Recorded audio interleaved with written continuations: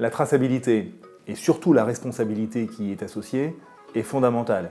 Elle est au cœur de notre activité et intégrée à l'ADN des collaborateurs de CT.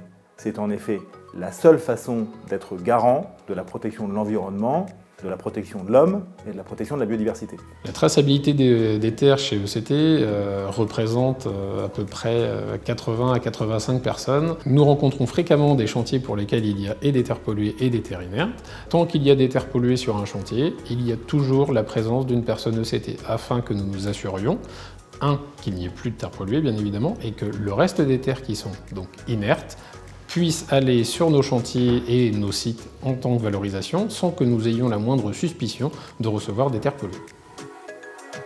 Une terre inerte, c'est un matériau qui ne se transforme pas et c'est un matériau non pollué qui n'aura pas d'impact sur son environnement. En fait, on a en amont de l'arrivée des camions une DAP, une demande d'acceptation préalable, DAP que nous analysons et ensuite on va vérifier l'adresse du chantier et si après il y avait un problème de terre polluée sur le chantier, nous demanderons le diagnostic environnemental à notre client afin de s'assurer que ce chantier est inerte. Aucune partie des terres sont inertes et sont acceptables sur nos sites. Un diagnostic réalisé par un bureau d'études, le but de ce diagnostic est de pouvoir en fait établir une cartographie du chantier. De ces analyses ressortent des terres inertes et des terres impactées. Donc nous aurons différents échanges par mail jusqu'à arriver à l'acceptation de la DAP.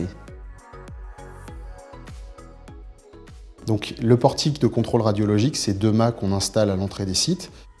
Alors, les caméras sont installées sur les bungalows du poste de réception qui vont permettre de contrôler 2 choses. Tout d'abord, la plaque d'immatriculation du camion, mais aussi la qualité des matériaux, la conformité des matériaux qui sont dans la benne du camion. L'agent de réception va vérifier sur ses écrans de contrôle la conformité de ces matériaux. Ils vont vérifier d'un point de vue administratif que le camion a le droit de venir vider ses matériaux sur le site. Donc pour ce faire, ils vont vérifier que le bon de déchargement qui est remis par le conducteur du camion est conforme. Pour ce qui est des types de matériaux, on fait des formations en interne pour s'assurer que les agents de réception sachent reconnaître correctement les matériaux non conformes. Les camions refusés sur l'ensemble de nos sites, c'est 1 ou 2 camions par jour pour des raisons diverses, administratives ou des raisons de qualité.